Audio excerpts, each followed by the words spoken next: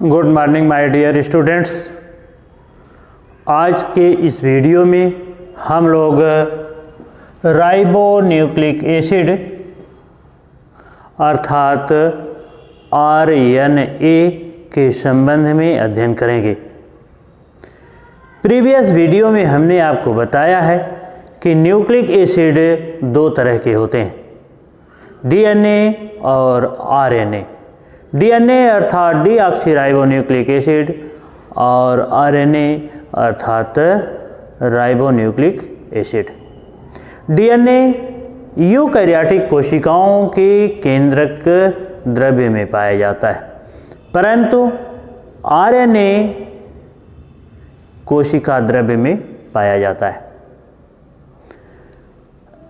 Eukaryotic कोशिकाओं में केंद्रक में ट्रांसक्रिप्शन प्रक्रिया के फलस्वरूप DNA से RNA बन करके कोशिका द्रव्य में आता है।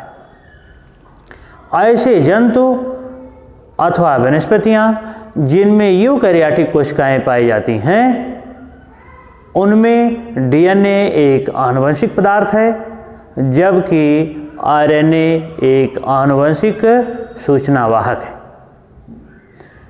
RNA बहुत से न्यूक्लियोटाइड्स का एक बहुलक है, अर्थात यह एडेनिन, ग्वानिन, साइटोसिन और यूरेसिल नाइट्रोजन समाक्षारों के न्यूक्लियोटाइड का एक बहुलक है। इसमें एडेनिन, ग्वानिन, साइटोसिन और यूरेसिल के बहुत सारे न्यूक्लियोटाइड एक दूसरे से फास्फोडाइएस्टर बंध द्वारा जुड़ करके RNA की एक लंबी श्रृंखला बनाते हैं।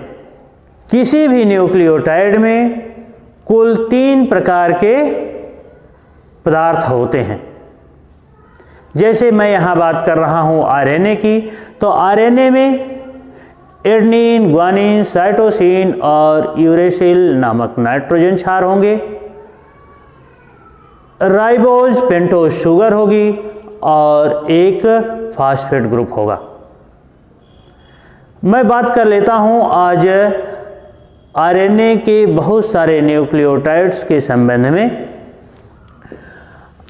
RNA के न्यूक्लियोटाइड में एक राइबोज पेंटोज शुगर होती है।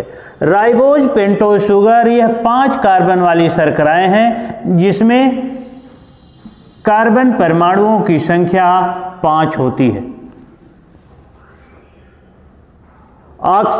राइबोज पेंटोज शुगर और डीऑक्सीराइबोज पेंटोज शुगर में मात्र अंतर इतना है कि राइबोज पेंटोज शुगर में कार्बन नंबर 2 पर एक तरफ हाइड्रोजन और दूसरी तरफ हाइड्रॉक्सिल ग्रुप होते हैं, परंतु डीऑक्सीराइबोज पेंटोज शुगर में दोनों ही तरफ हाइड्रोजन होता है। डीऑक्सीराइबोज शुगर में एक ऑक्सीजन की कमी होती है, परंतु राइबोज शुगर में कार्बन नंबर 3 पर एक तरफ हाइड्रोजन और दूसरी तरफ हाइड्रॉक्सिल ग्रुप होते हैं। शेष उसकी 2 संयोजकताएं कार्बन परमाणुओं से संतृप्त होती। तो जब एक राइबोज पेंटोज शुगर से एक नाइट्रोजन क्षार जुड़ता है तो वह एक न्यूक्लियोसाइड बनाता है, और जब एक न्यूक्लियोसाइड से एक फास्फेट समूह जुड़ता है तो यह एक न्यूक्लियोटाइड बनाता है। इस तरह से RNA में एडेनिन और ग्वानिन जैसे प्यूरिन्स तथा साइटोसिन और यूरेसिल जैसे पिरिमिडिन्स के बहुत सारे न्यूक्लियोटाइड्स एक दूसरे से फास्फोडाइएस्टर बंध द्वारा जुड़ करके RNA अणु की एक लंबी श्रृंखला बनाते हैं। अतः RNA एडेनिन, ग्वानिन, साइटोसिन और यूरेसिल का एक पॉलीमर है और यह एडेनिन, ग्वानिन, साइटोसिन और यूरेसिल के न्यूक्लियोटाइड्स इस आरएनए अणु के मोनोमर्स हैं। अब बात करता हूं कि यह जो राइबोज पेंटोज शुगर होती है, इस पर नाइट्रोजन बेस कहाँ जुड़ता है। राइबोज पेंटोज शुगर के कार्बन नंबर 1 पर नाइट्रोजन बेस जुड़ता है और इसके कार्बन नंबर 5 पर फास्फेट ग्रुप जुड़ता है। इस तरह से यह एक न्यूक्लियोटाइड बनता है। इस तरह से अगर हम बात करें तो जब एडेनिन नामक नाइट्रोजन क्षार राइबोज पेंटोज शुगर के कार्बन नंबर 1 पर जुड़ता है तो यह राइबो एडेनोसिन में परिवर्तित हो जाता है और जब इस राइबो एडेनोसिन नामक न्यूक्लियोसाइड से इस राइबोज पेंटोज शुगर के कार्बन नंबर 5 पर एक फास्फेट ग्रुप जुड़ जाता है तो यह एडेनिन का न्यूक्लियोटाइड बन जाता है, जिसको एडेनिलिक एसिड कहा जाता है। और इसमें एसिडिक नेचर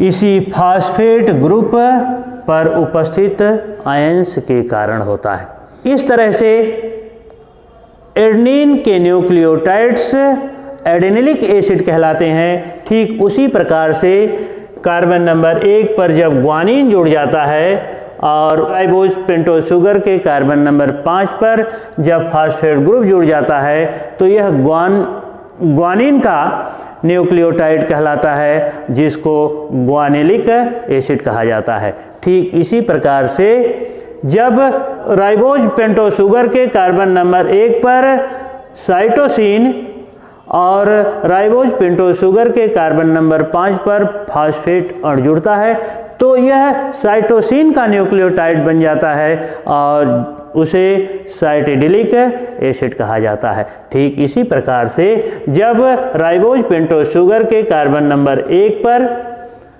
यूरेसिल नामक नाइट्रोजन क्षार जुड़ता है और राइबोज पेंटोज शुगर के कार्बन नंबर 5 पर फास्फेट ग्रुप जुड़ जाता है तो यह यूरेसिल का न्यूक्लियोटाइड बन जाता है, जिसको यूरिडिलिक एसिड कहा जाता है।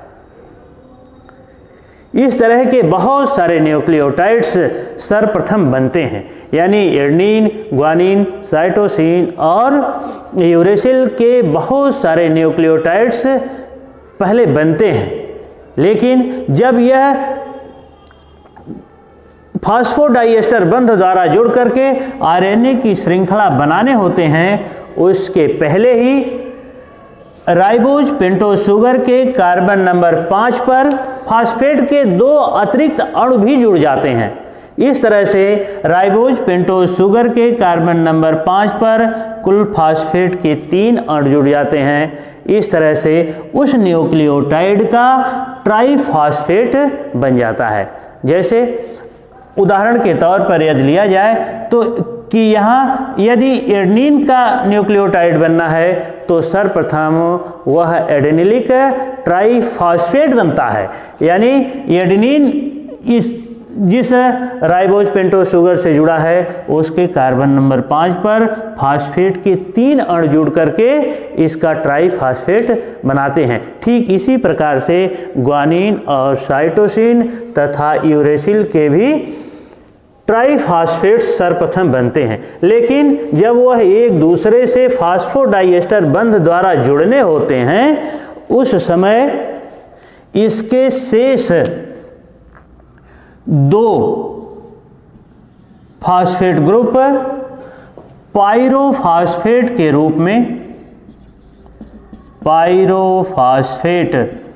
ग्रुप के रूप में इससे पृथक हो जाते हैं और इनके पृथक होने से जो ऊर्जा निकलती है वही ऊर्जा इस एक न्यूक्लियोटाइड को दूसरे न्यूक्लियोटाइड से जोड़ने में काम आती है। इस तरह से एक न्यूक्लियोटाइड का दूसरे न्यूक्लियोटाइड के बीच फास्फोडाइएस्टर बंध बन जाता है और फास्फोडाइएस्टर बंध बनने में एक न्यूक्लियोटाइड का कार्बन नंबर 3 और दूसरे न्यूक्लियोटाइड के कार्बन नंबर 5 के बीच यह फास्फेट ग्रुप एक ब्रिज का काम करता है। उन दोनों ही न्यूक्लियोटाइड को यह एक जोड़ने का काम करता है।